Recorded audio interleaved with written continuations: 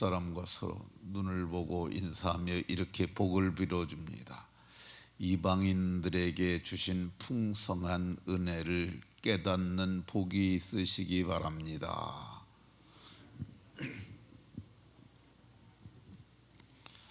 네, 이방인들에게 주신 풍성한 은혜를 깨닫는 복이 모두에게 있으시기를 예수님 이름으로 축원합니다. 사도께서는 이방인들에게 주신 풍성한 은혜를 알게 하려 함이라 이렇게 말씀합니다. 그러면 이방인들이 누굽니까? 우리들이잖아요.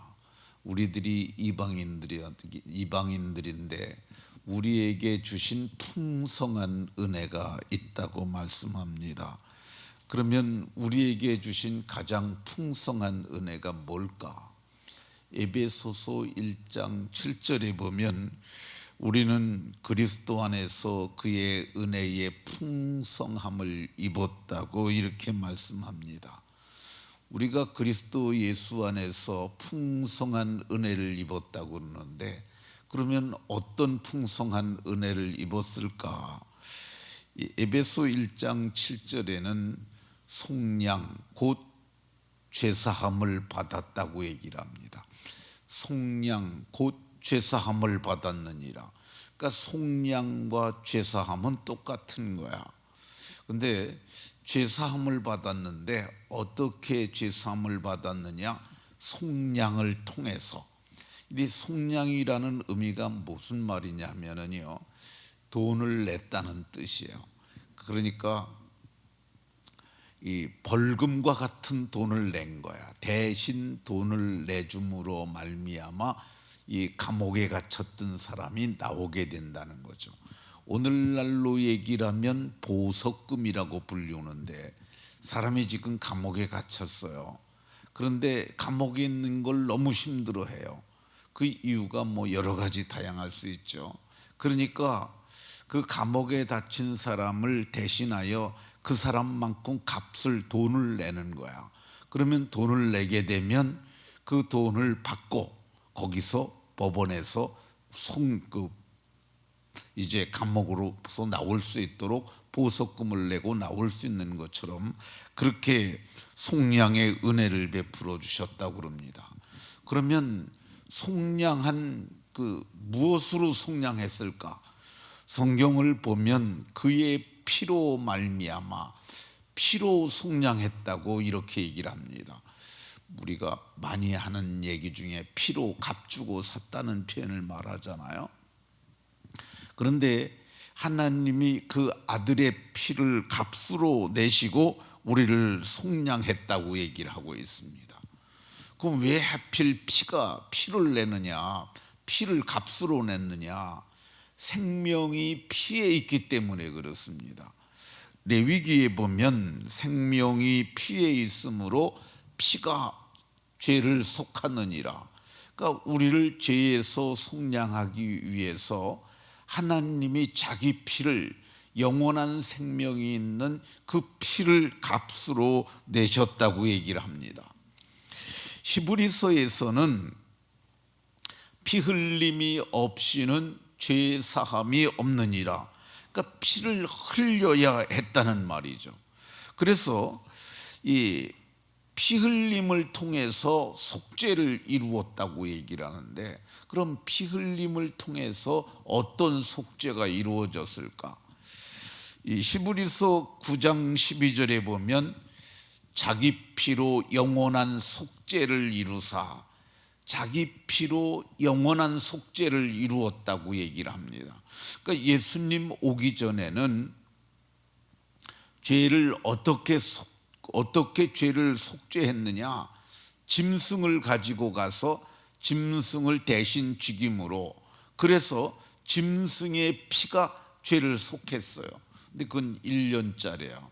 그래서 매년 7월 15일이면은 대속죄일을 정하고 이 짐승을 놓고 짐승에게 안수를 합니다. 그 죄를 다 짐승에게 뒤집어 씌는 거야.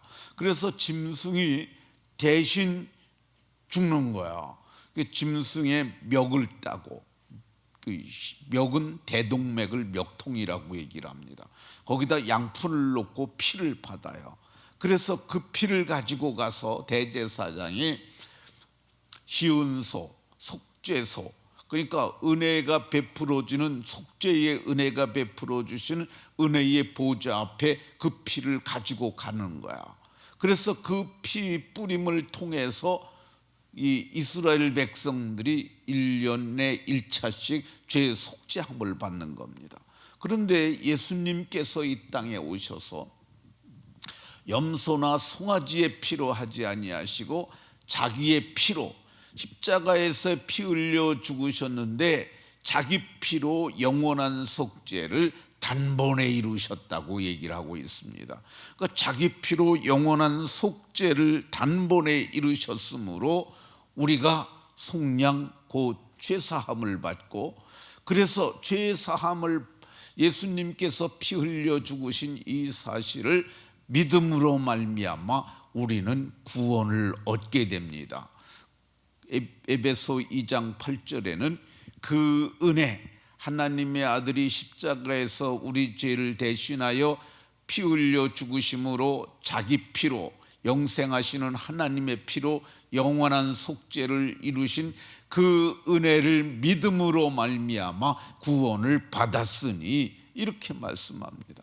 그러니까 저와 여러분이 예수님의 영원한 속죄를 통하여 구원을 받으신 것을 믿으시기 바랍니다.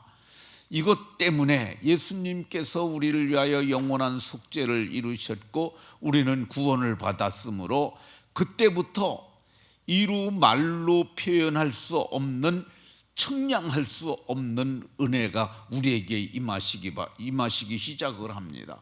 그러니까 그 은혜가 어디까지 임하느냐, 그걸 다 말하려면 이루 말할 수가 없죠. 근데 그 은혜가 우리가 예수님을 믿음으로 말미암아 당장 일어나는 것은 신분이 바뀌는 거야. 하나님의 자녀로 우리의 신분이 바뀌고, 그리고 그래서 하나님을 아버지라고 부르게 되고, 뿐만 아니라 자녀됨으로 말미암아 권세를 얻고, 이름으로 말미암아 무엇이든지 구하면 다 받는 은혜를 받고 성령을 받고, 그리고 장차 나타날 영광스러운 나라를 유업으로 받고, 이루 헤아릴 수 없는, 그래서 측량할 수 없는 은혜를 입게 되는 줄로 믿으시기 바랍니다. 그러면 이 측량할 수 없는 놀라운 속량의 은혜를 입은 사람들이 어떻게 살아야 할까? 베드로 사도는 우리를 어두운 데서 불러내서 그의 기이한 빛 가운데로 들어가게 하신 분의 아름다운 덕을 선포하려 하심이라, 이번에 이 성경에서는 선포라는 단어를 썼어요. 근데 개역 성경에서는 그걸 선전이라고 표현을 했어요. 그러니까 우리가 개인마다 예수 믿기 전에 어둠 가운데 살았잖아요. 정말 술 취함과 방탕함과 그리고 우상을 섬기는 우매함 속에서 저도 있었습니다. 그런데 예수님 믿음으로 말미암아 어두운 곳에서 이끌림을 받아 기이한 빛 가운데 들어가는 은혜를 입었어요. 이거를 내가 말을 하는 거야. 개인이 말하는 거야. 이걸 선전이라고 해도 틀리지 않습니다. 개역 성경은 선전이라는 전을 셌는데, 이 선포는 군중을 놓고 얘기를 하는 거고, 선전은 개인적으로도 할 수 있는 거야. 근데 우리가 그거를, 저는 친구에게 만나서 얘기할 수 있어요. 나 예수님 믿기 전에는 그렇게 살았어.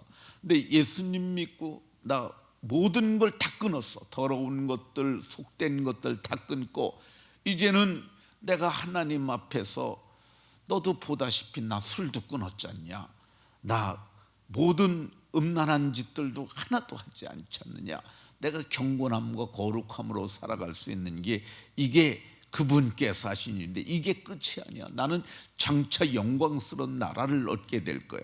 이 말을 하는 거, 이게 그리스도의 아름다운 덕을 선전하면서 살아야 하는 것입니다.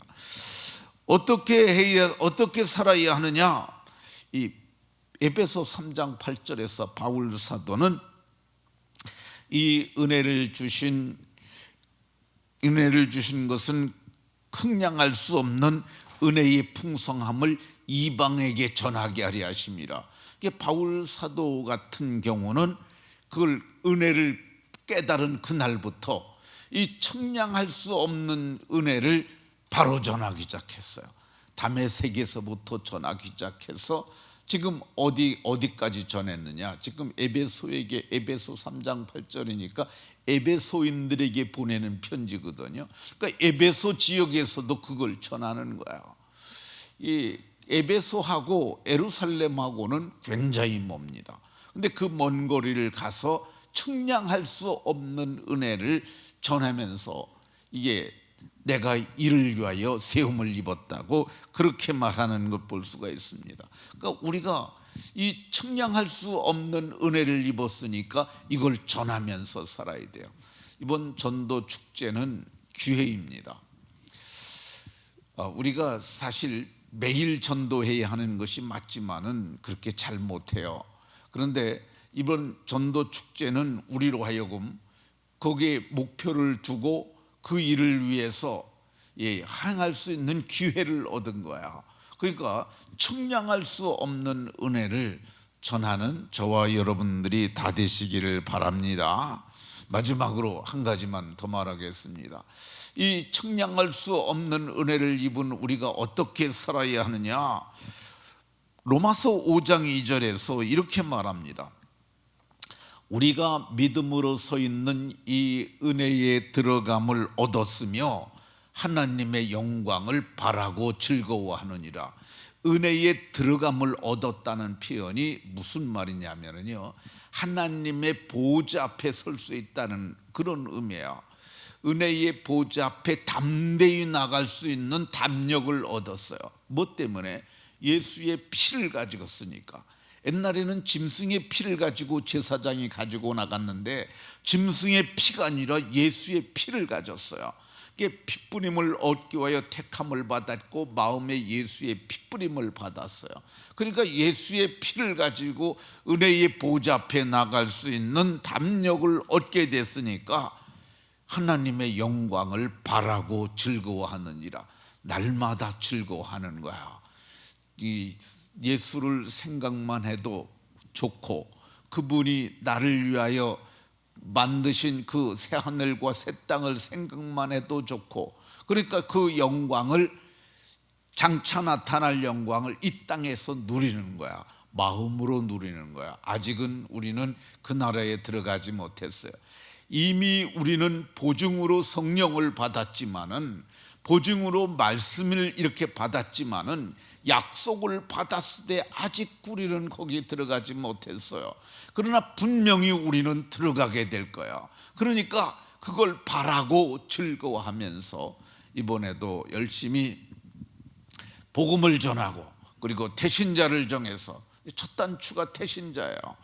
이 태신자들을 목자들에게 알려주셔서 그렇게 해서 정말 예수의 피로 살려내서 풍성한 삶을 살게 하는 복된 권속들이 다 되시길 예수 그리스도의 이름으로 축원합니다.